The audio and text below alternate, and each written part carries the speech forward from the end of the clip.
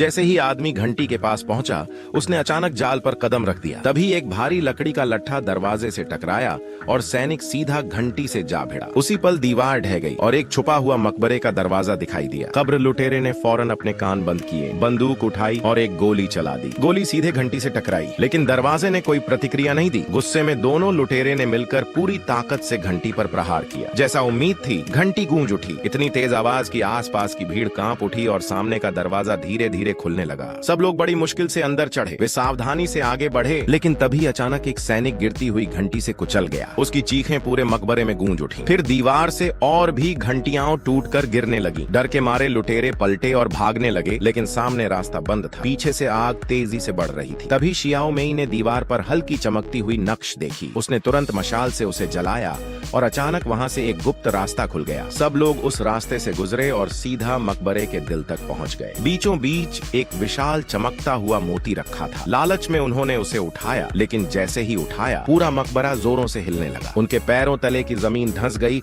और सब लोग भूमिगत महल में जा गिरे। वहां वे एक अजीब यादों की दुनिया में पहुंच गए। अचानक ऊपर से असंख्य ताबूत गिरने लगे। एक एक करके ताबूत खुले और उनमें से भयानक मृत योद्धा बाहर निकल आए। जबरदस्त युद्ध छिड़ गया। खून खराबे के बाद सैनिकों ने मुश्किल से हालात काबू में किए, लेकिन समस्या अभी खत्म नहीं हुई थी। उन्होंने सामने का दरवाजा उड़ाने की कोशिश की, पर चाहे जितना बारूद इस्तेमाल किया, दरवाजा हिला तक नहीं। तभी किसी ने एक भारी पत्थर का ताबूत धक्का दिया और उसके पीछे से गुप्त रास्ता खुल गया। सब लोग आगे बढ़े और मुख्य मकबरे तक पहुंच गए। दाजुओं ने विशाल ताबूत देखकर खुशी से चीख मारी, लेकिन तभी 1000 साल पुराना ताबूत जोर से कांपने लगा और अचानक खुल गया। उसके भीतर से राक्षसी आकृति प्रकट हुई। सैनिक डर के मारे कांप उठे और अगले ही पल कुछ सैनिक उसकी लार में समा गए, जिंदा निगल लिए गए। अराजकता के बीच दाजुओं ने मौका पाकर ताबूत पूरी तरह खोल दिया, लेकिन उसमें सोना चांदी कुछ नहीं था। गुस्से में उसने लाश पर बार बार वार किया, मगर अगले ही सेकंड मौत ने उसे घेर लिया। वो पल भर में मारा गया। इसके बाद पूरा भूमिगत महल जबरदस्त धमाकों के साथ ढहने लगा। चारों तरफ धुआं, आग और मलबा छा गया। अंत में